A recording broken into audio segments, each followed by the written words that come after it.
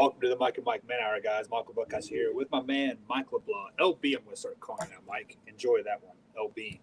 LB. LB. El Bizzle. Yeah, El Bizzle in the house. So, guys, first week of the NFL season is almost over. We had, 13 games or 14 games so far. 2 left on the schedule tonight. But, Mike, first things first, how was your first NFL weekend so far? It was good, man. It was good. I mean, I got to see Tom Brady lose, and he lost badly.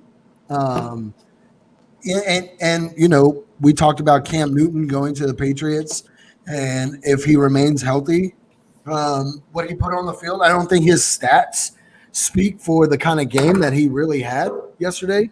But Cam Newton balled out, in my opinion, yesterday. Dak Prescott showed us that he is still the human garbage can on the field. Yeah, man, it was an interesting day. It was great to see football back on TV. Yeah, I was really, really excited. So Saturday, because I live in the Big Ten area, right, and with no Big Ten football on, I got to see my Kansas State Wildcats play for the first time and live for a few years now. Did you throw up in your mouth watching them play? Honestly, it was kind of expected since we had such a big senior class last year, and then the fact that this is a second year head coach. I mean, yes, he has experience at the Division II level and whatnot. He just hasn't brought his players in yet to make his team. So this is going to be a big bump in the road this year for Kansas State football.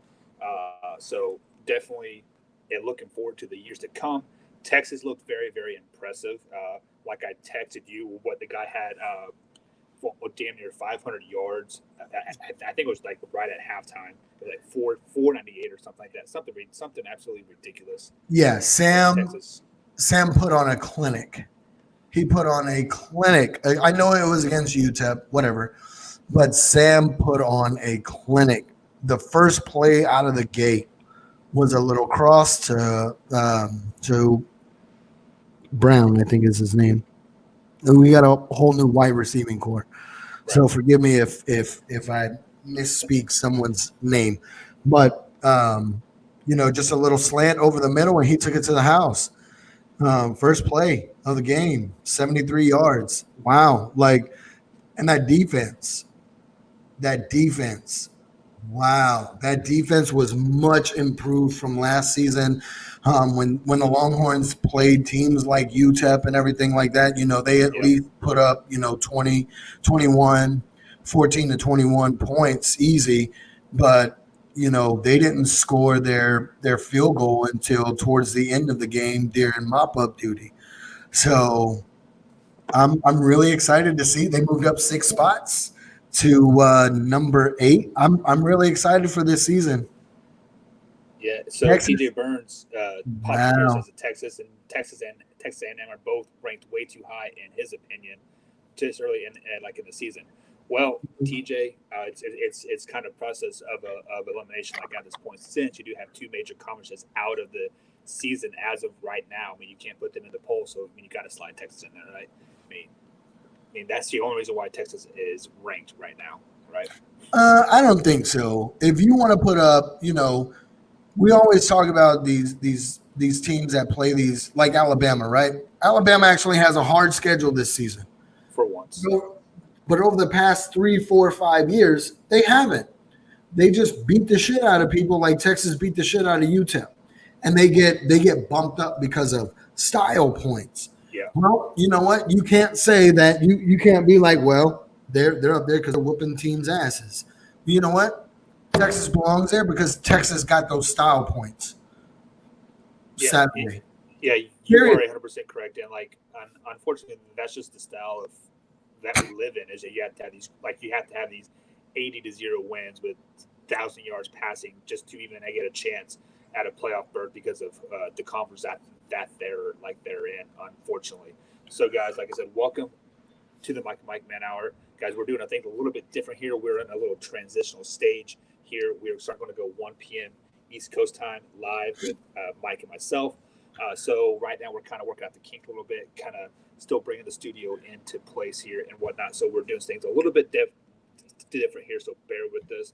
Audio will get better from my end moving forward. I just got my headset on today. You know what the biggest upset on Saturday for me was? K-State losing to Arkansas State. No. The biggest upset to me was the Raging Cajuns beating Iowa State. Number 24 ranked Iowa State. The Raging Cajuns came into town and took care of business. So this just shows you like what kind of home field advantage is lost when the fans are not in the stands. Because like Iowa State's a very, very tough place to play in when the crowd is pumping, and when the Raging Cajuns come in there and beat Iowa State, a ranked team, a very, very good team. That number 3, that defensive end, he might be the first defensive end off the board. He's a very, very good defensive end for Iowa State. I don't know his name. I didn't catch it, but the game that I watched, he just very, very impressive. So this shows you that this year right now in college football is up for grabs 100% because of the simple fact that fans are not in the stands. So you can go into LSU and kick ass. You can go into Texas Stadium and win. You can go into Manhattan, Kansas and win, easily. So just very, very impressive. So let's go ahead and move on to the NFL side of things, Mike, here. Like, obviously, NFL is where our hearts are at right now. And I know your heart is breaking right now because your boy, Dak Prescott. No, my heart is not breaking. It is not breaking. Fault, though? It's not breaking. Dude, there's 4 different drives last night that ended because Dak Prescott could not get out of the pocket, complete. Mike, we're unable to hear you, man. Oh, can you hear me?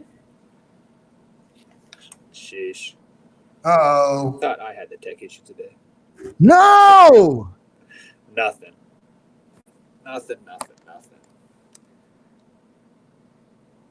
We'll see what's going on here. But guys, as you guys know, the Rams beat the Cowboys last night 20-17. Ezekiel Elliott went for 22 carries, 96 yards, 1 touchdown. Jared Goff went for 20 for 31, 275 with 1 interception.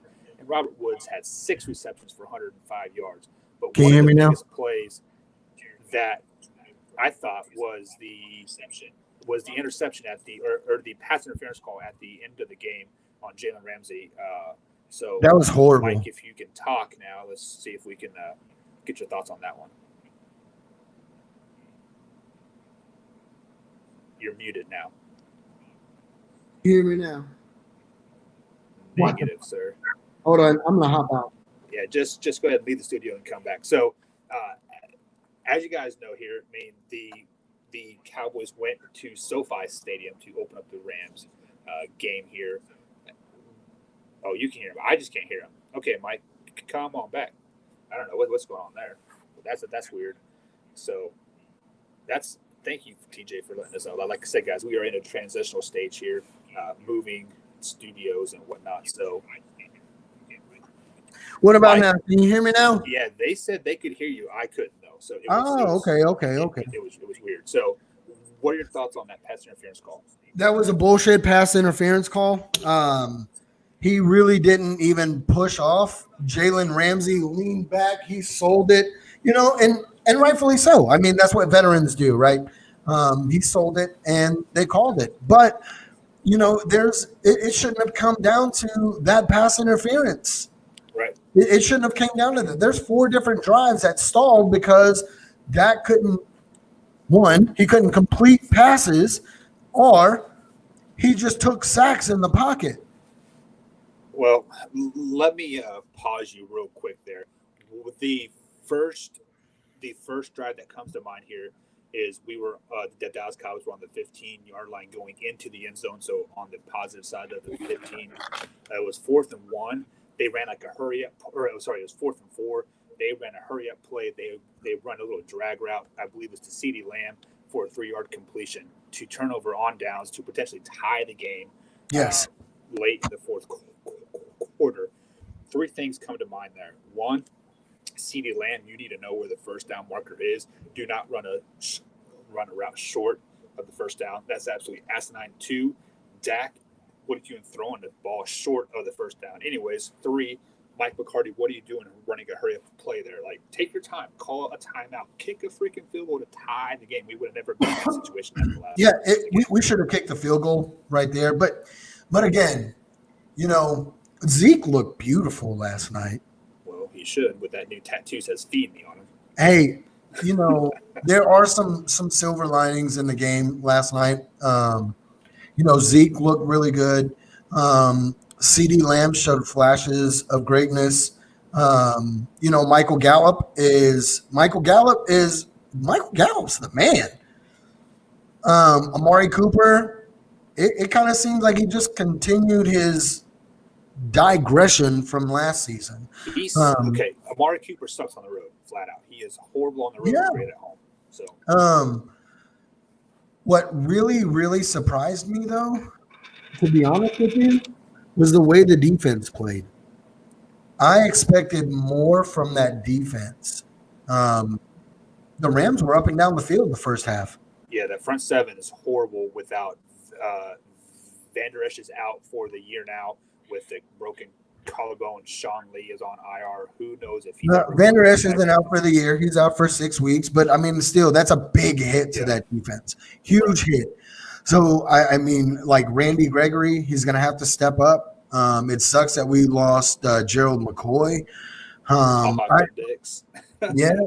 I think on the offensive side of the ball, I think we need to move Amari Cooper to our number 2 receiver and Michael Gallup to number 1. Really? Yeah. The way Cooper played last night, it was just a continuation of his downfall from last season. Yeah. Unfortunately, like I said, Cooper sucks on the road for whatever reason. I don't know if he doesn't like the cooking in like on the road or if he's just so used to playing at home. Like I don't get it. Ever since he has been in Cowboys Stadium, he plays great at home in Jerry World. But Michael Gallup plays great on the road and at home. And yes, Jameson, we need a new starting tight end. Blake Jarwin tore his ACL last night. Yep. Also lost a linebacker. So I know Clay Matthews is looking for a job. He has turned down the Denver Broncos twice now. He's turned down the Miami Dolphins as well. He also turned down the Buffalo Bills as well. So I wonder what kind of team he is looking for. I don't know if he's looking for money, Super Bowl championship maybe. So as a Dallas Cowboys fan, Mike, are you calling Clay Matthews right now to come Yeah, I mean, you got to to be honest, you got to be calling Clay Matthews right now to take over for Van Der Esch. Clay Matthews, I don't know if he has a whole lot left in the tank, but his veteran leadership adds a whole lot to that defense. And he's been to a Super Bowl before. Right. And, I mean, Clay Matthews reminds me a lot of Sean Lee. When he is on the field, he does great things. He's a general on the field. Yeah. So before we move to the next game here, Jameson says that the Cowboys should trade Amari Cooper. Agreed. I don't think so. No, I agree. I agree with Jameson. Cooper is I don't want a number 1 receiver that plays good at home and plays like shit on the road because you have to win those road games. What if we go into the playoffs and we have to play on the road? Well, I guess only time will tell, but I don't think you trade a top 10 receiver after 1 week of the season by any means. I just don't think you do that. So it just looks like he did last year, man. True. Moving on to the next score here. San Francisco 49ers get thumped by the Cardinals 24-10. Jimmy G went 19 for 33 for 259 yards, 2 touchdowns. Kyler Murray, my sleeper MVP pick, 13 carries, 91 yards. DeAndre Hopkins, your guy, 14 reception, 151 yards. But guys, I told you, look out for the Cardinals this season. 49ers are going to have a sleeper. They're going to have Super Bowl hangover. They're going to miss the playoffs, and they kind of look forward here. What are your thoughts on this game? I was kind of surprised a little bit. I thought the 49ers defense was going to come out swinging like they did last year and was going to be that dominant defense, but they had no answer for Kyler Murray and they had no answer for Deshaun Watson. If this game was Hopkins, sorry. if this game is any indication of what they are going to do this season, Kyler Murray and Hopkins, that's a deadly little combination, and they showed it last night against you know the monsters defense of the NFL with the 49ers. Joey Bosa was not a factor last night. No, so Or not not Joey, but his brother. Right? one of the Bosa's, right? One of the Bosas. Yeah, You uh, know, he wasn't even a factor last night. yeah. So when you see a stat like this from Kyler Murray, 13 carries, 91 yards, one touchdown on the ground. We didn't even say his passing yards. I mean, like obviously Hopkins had 151 yards passing or receiving, I should say. So Kyler Murray is kind of that complete package. I mean, maybe are saying Lamar Jackson s type thing, but Kyler Murray is a pass first type of guy, runs second. So with that being said, the San Francisco defense was trying to take away the passing game, but they're giving them the outside scramble routes, right? So I look for the like I said, I look for the 49ers to continue this trend, slowly, chomping away 6-7 wins, maybe tops this season. Jimmy G is going to, he is just not the man in San Francisco. San Francisco needs a game manager, and Jimmy G isn't it. At the end of the day, and Jimmy G's not a bad quarterback by any means. I think he would fit well in Cowboy land. He'd probably fit well in Miami or Detroit or anywhere but San Francisco. I mean, Kyle Shanahan doesn't know how to use him. Like, I don't think properly, and the 49ers are going to basically piss away the season because Super Bowl hangover is a real thing. No, TJ Burns, it is not too early to say Tampa Bay is overrated. We were talking about Tampa Bay being overrated all off season. No, I'm telling you right now, they are not going. Everybody was picking them as Super Bowl. Yeah, they're going to the Super Bowl. No, the Saints went, man. The So Saints let's thumped his ass so last night. let's go ahead and jump into that Saints Buccaneers score. The Saints did thump the Buccaneers 34-23 last night. Tom Brady 23 for 36, 239. I'll give him 1.5 touchdowns because that second touchdown was a total mop up duty. Ronald Jones the second, 17 carries, 66 yards. Jared Cook 5 receptions for 80 yards for New Orleans as well. One of the biggest plays that I saw was that reverse flea flicker pass from so Drew Brees passes it to Taysom Hill on a reverse, and Taysom Hill throws it 30, 40 yards down the field to a wide open receiver. I think it was Cook that caught that ball, but that pretty much put the nail in the coffin. So let me ask you this question, Mike. What just TJ Burns just said, is it too early to say Tampa Bay is overrated? No, it's not. They are overrated. We've been talking about this all. We've been talking about it all season. Tom Brady went 23 for 36 with only 239, 2 touchdowns. So yeah, we give him a 1.5. And he had 2 interceptions. Like you Two have bad one. interceptions. Yeah, Horrible 2 interceptions. bad interceptions. Like that one, I can't remember the name, but it was a pick six. Like he jumped that route. That was It was why Tom Brady you're a throwing veteran across the quarterback and across you're the throwing field. that. Yeah, a What are veteran you quarterback should doing? never not make that pass. So, Ooh, man, Jameson is mad today. Jameson is mad today. man, I hate to say I told you so, Jameson, but I told you so. I told you the San Francisco 49ers are going to suck this year, flat out. But uh, the one thing that I want to say about the Buccaneers is I don't think they're overrated in the fact that we kind of know who they could be, but the fact is that they didn't have a training camp, they didn't have OTAs, they didn't have a preseason to all work and gel this monster together, right? So with that being said, they're not going to gel till week 6, 7, or 8. They play the Saints again week 8. They could easily drop 2 games to the Saints before their team is even assembled, ready to make a deep playoff run. And at that point, it's probably going to be too late. Unfortunately, we saw COVID nip Tom Brady in the butt. I mean, that's what it comes down to. I can think. I think they will be good. I think that offense will start to put up points about week 8, week 9. but at that point, it might be too late. They could be 0-5, like coming into week 6. I mean, so it is what it is. Moving on to the next one here, the LA Chargers did beat Joe Burrow and the Bengals 16-13. Joe Burrow threw a last-second touchdown, but they called offensive pass interference on it. With that being said, Mike, what are your thoughts on this game?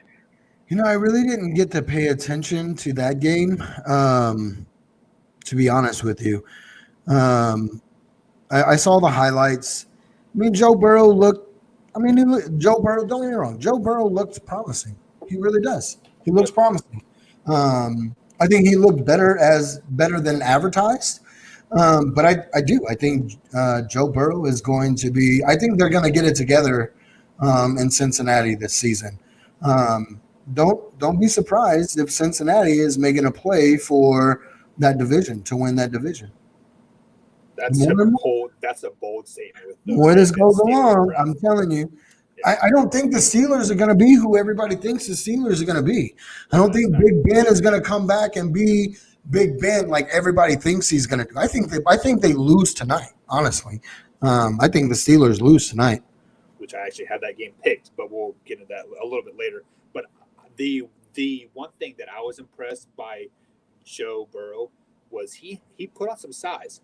If you look back from his senior year at LSU, he's probably put on 15, 20 pounds all in the up in the upper body, which he's going to need strong shoulders and a strong back to carry this Bengals team to this four-win season. But I do look for Joe Burrow to have a pretty successful season. Speaking of successful players, Lamar Jackson and the Baltimore Ravens did beat the Browns 30-6 last night. Lamar 20 for 25, 275 yards passing, 3 touchdowns. Kareem Hunt 13 yards, 72 yards carry. Marquise Brown 5 receptions, 101 yards receiving. Are the Ravens that good, or the Browns just that bad? It's hard to say because, man, the Browns when they play, they're on. When they don't, they're shit. Right. But I mean, it is the Ravens. Ravens are my Super Bowl pick for the AFC. No, it's not. It's not wrong. It's not. But I mean, yeah, man. I think the Ravens are just that good. So the one thing that I can tell you about the Browns is Baker Mayfield does not handle the pressure that well. I saw it on a bunch of overthrown passes. And Odell Beckham Jr. doesn't want to be there anymore. You can flat out see when Baker Mayfield overthrew him on a pass over the middle, and Odell Beckham Jr. had a chance to break up the interception, and he didn't. He walked off the field pouting. I mean, that was the beginning of the end, and it was still the first quarter. I think it was only 10 minutes into the game, and Odell Beckham Jr. is already pouting over there on the sidelines. I mean, Odell talked about, he's healthy. He's ready to make a Super Bowl run. Yes. Odell Beckham Jr. is overrated. You want to talk about overrated? Odell Beckham Jr. is overrated. What has he done? He's had that one catch 8 years ago now, or whatever the hell it was, against your Dallas Cowboys. He is complete trash. Odell Beckham Jr., overrated. The Cleveland Browns, 8-8 is a stretch for them, I think. There's another 6-win season for the Cleveland Browns. Baltimore Ravens might go 16-0 in the regular season. It doesn't matter. They'll still lose first game in January anyways. Yeah. Moving on to the Jacksonville Jaguars here. This is my surprise of the weekend, I think. Jacksonville Jaguars beat the Colts 27-20. Phillip Rivers 36-40 for 46, 363 with 1 touchdown. What are your thoughts on this one? Which game? Say it again. Jaguars versus Colts. I was surprised. Now, is it Jacksonville is just that good, or do the Colts kind of suck? Did we overthink and overhype the Colts? I don't know. Minshew, I don't know, dude. How do you lose to Jacksonville? Well, how do you want to know how you lose to them? No OTAs, no training camp, new quarterback, new system. And your running back goes down with a Achilles injury, second and third play of the game. Mack went down with an apparent Achilles injury. I think it was just confirmed by ESPN about a half hour ago that it is an Achilles heel tear. So How do you That's how you how do you let Gardner Minshew go 19 for 20, 173 yards with 3 touchdowns? Dude, he was damn near perfect. He only missed one pass, Buck. Yeah, I mean that's what Garner Minshew does. He is kind of Tom Brady-esque, kind of nickel and dime you down the field, and maybe the Jags just know who they are. They aren't a team that's going to flash with big old stats. 500 yards passing, 117 touchdown yards or whatever. Like they are who they are, and maybe you know they they just they just happen to have that one fluke game where they come out. And I mean, are they now? Are can you say, like we've talked about it all off season? Are they really tanking for Trevor Simmons or whatever his name is? Trevor Lawrence. Trevor Lawrence? Yeah, there you go. Well, I think Garner Minshew is their guy. Either way, I mean they wouldn't have traded away Nick Foles, which I think they still owe him like $80 million or something crazy, like just like that.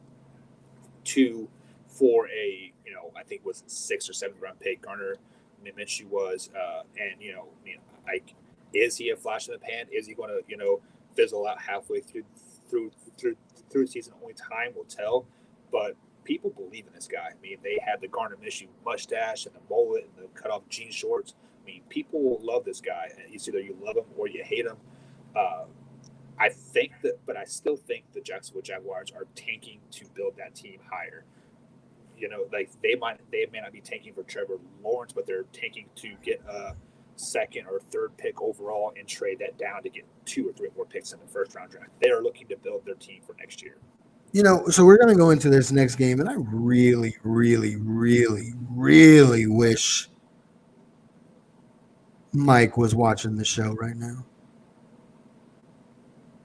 Are you talking the Packers or the Panthers versus the Raiders? No. Green Bay walloped the Vikings. Oh. Yeah, they Mr. Reeves, where are you at? So the Green Bay Packers did beat the Minnesota Vikings 43-34. Aaron freaking Rodgers goes for 32 for 44, 364, 4 touchdowns. First thing that came to my mind is watching that game in the first quarter. I believe it was like a 8-5 score or 7-5 score, something ridiculous, right? I thought Aaron Rodgers was going to have an off game because that first drive he missed a couple big passes, overthrew some guys, underthrew some guys, and they had to settle for a field goal after driving way down the field. And then the second half, they just blew. Actually, it was the fourth quarter. Like they just blew up. Like it was just an amazing game then. Jameson is gonna be okay, my man. Do we need to put Jameson on suicide watch? Jameson, if you watch the show every day, man, you should know I told you this was going to happen. But Mike, what are your Jimmy thoughts G on is not a good fit in San Francisco. Like you said, Buck. He needs to be with a coach that is going to use him to what he is. He's a pocket passer. This is what he is. He's not a quarterback for a high fly offense like San Francisco has built. You should have went out and got Cam Newton, honestly. Cam Newton would have succeeded in San Francisco as well, in my opinion. Right. So let's go ahead and jump through these games here quick here, Mike, before we make our Monday night picks. The Raiders beat the Panthers 34-30. Washington football team beat the Eagles 27-17. Another big surprise, but another not surprise because Carson Wentz and the Eagles are kind of up and down, right? The New England Patriots beat the Miami Dolphins 21-11. Now, this is the game I want to talk about a little bit. The Chicago Bears come back 17 points down to beat the Lions 27-23. Dropped touchdown pass by their number 1 overall pick, DeAndre Swift, in the end zone. What are your thoughts on the Bears? I mean, you said they're hot. I thought they were garbage. Hot garbage. I think this is a fluke game. Don't look for the Bears to be anything. This was a fluke game. The Lions let it go. The Lions should have won this game. Period. Um, yeah, this is a fluke game. Fluke game. Yeah, this I am not changing my pick on the Lions whatsoever. I still think they are going to win the division 10-6. It is just one loss. Granted, it is to the awful Chicago Bears and Mitchell Trubisky. The Bears just happen to get hot. I mean, any given Sunday, any team can win, right? It is all about a momentum, and one thing falls and right. I mean, I believe the Bears scored 21 points with less than 4 minutes to go in the game. But one of the biggest upsides for the Detroit Lions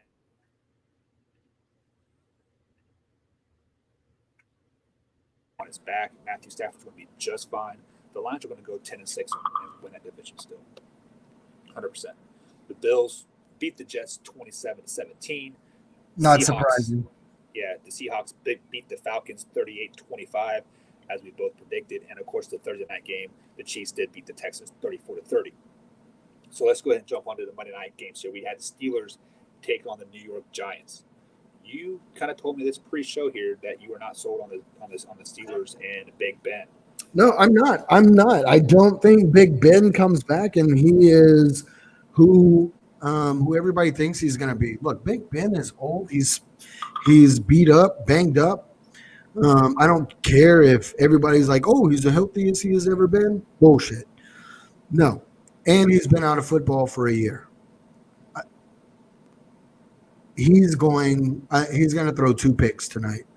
And the Giants will win this game. Danny Dimes throws for 3 to 4 touchdowns tonight. 3.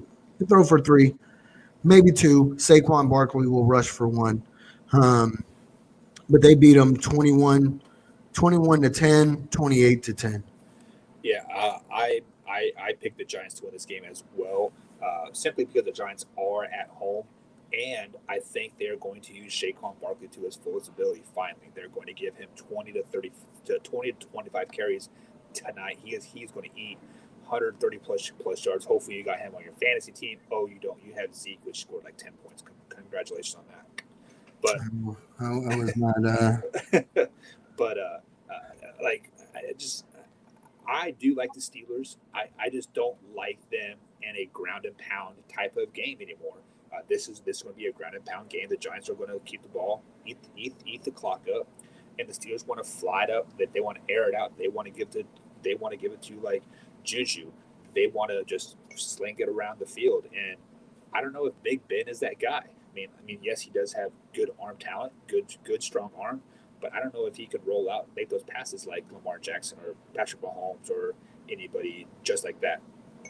But like with that being said, Jameson said the Steelers are 9-7 type of team, and TJ Burns says I don't remember the guys the G-men have clapped now.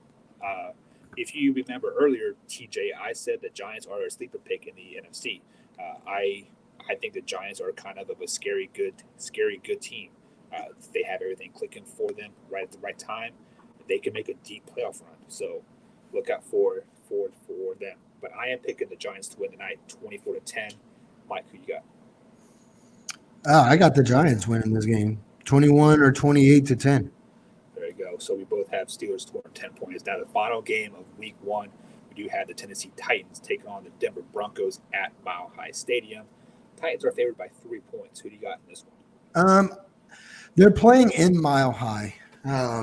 If they can control Derrick Henry, now losing Von Miller is that we are really going to see that tonight on that defense. Yes. Losing Von Miller and trying to stop Derrick Henry, it's going to be a task for that defense. But with them playing at Mile High, I still think they're going to be able to pull it off, and it's going to be a 17-13 game. Yeah, I do like what you said about Von Miller there. That loss is definitely going to hurt the Broncos moving forward, just not in Week 1. There is a reason why they did not complete a deal with Clay Matthews, is because they're satisfied with their linebacking core.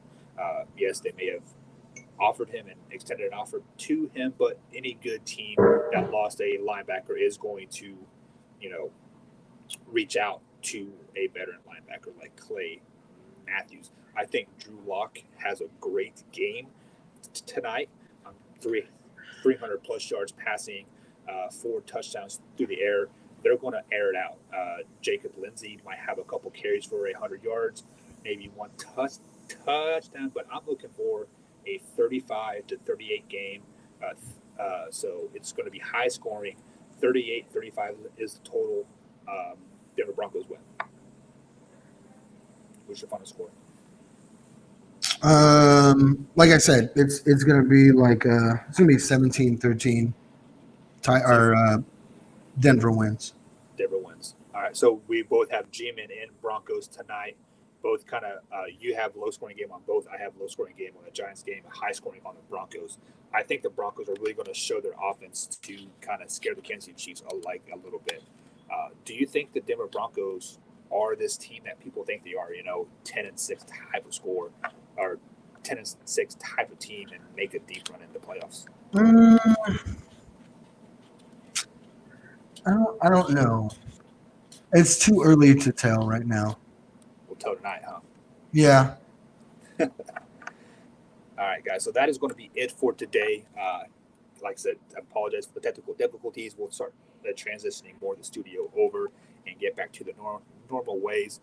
We are now on at 1 p.m. East Coast time, 12 Central, Monday through Friday. So, Mike, any closing thoughts before we head out? No, man, I'm just really glad football is back. Let's go get it. For 4 or 5 days a week now, right? It's amazing. So, all right, guys. You have a great day. We'll be out. Have a good day. Bye.